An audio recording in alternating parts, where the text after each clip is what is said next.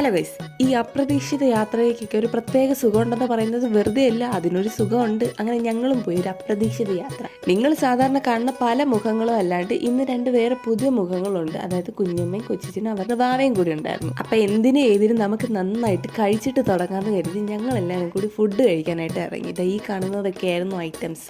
കപ്പ, മീൻ വറുത്തത്, തലക്കറി, പഴങ്കഞ്ഞി, ഈ വക ഐറ്റംസ് ഒക്കെയാണ് ഓർഡർ ചെയ്തത്. എല്ലാം നല്ല അടിപൊളി ടേസ്റ്റ് ആയിരുന്നു. പിന്നെ ഞാൻ ഈ പഴങ്കഞ്ഞിയുടെ ആളല്ലാത്തതുകൊണ്ട് ഞാനത് വാങ്ങിയിട്ടില്ലായിരുന്നു. ഇപ്പം നിങ്ങൾ വിചാരിക്കും ഈ കപ്പയും പഴങ്കഞ്ഞിയും കഴിക്കാനാണ് നിങ്ങൾ ഇത്രയും ദൂരം ട്രാവൽ ചെയ്ത് പോയതെന്ന്. അതങ്ങനെയല്ല. പുറത്ത് പോയിരുന്ന് കഴിക്കുന്നതിനൊരു പ്രത്യേകതരം അനുഭവമുണ്ട്.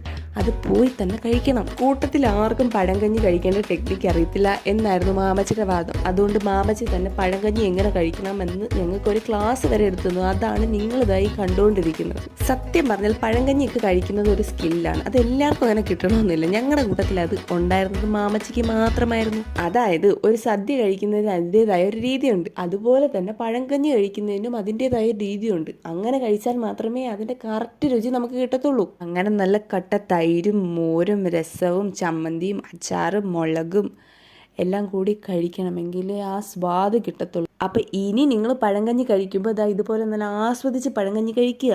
ഇവിടം കൊണ്ട് നമ്മുടെ പഴങ്കഞ്ഞി ക്ലാസ് കഴിയുന്നില്ല. അടുത്ത ലാസ്റ്റ് ഫൈനൽ സ്റ്റെപ്പാണ് ഇതുപോലെ ചട്ടിയെടുത്ത് കമത്തുക. അതായത് അതിലുള്ള വെള്ളം കുടിക്കുക. ആദ്യം കമഴ്ത്തി മാമി, അത് കഴിഞ്ഞ് കൊച്ചിച്ച്, അത് കഴിഞ്ഞ് ഫൈനലി നമ്മുടെ മാമച്ചി കഴിച്ച് കഴിയുമ്പോൾ ചട്ടി ഫുൾ ക്ലീനാണ്. അതുപോലെ കഴിക്കണം നമ്മൾ പഴങ്കഞ്ഞി. അപ്പോൾ ഇന്നത്തോടെ പഴങ്കഞ്ഞി ക്ലാസ് കഴിഞ്ഞിരിക്കുന്നു. അത് കഴിഞ്ഞ് നമ്മളൊരു ഐസ്ക്രീം കുടിച്ച് ഞങ്ങൾ ഡെസ്റ്റിനേഷനിലേക്ക് പോയി.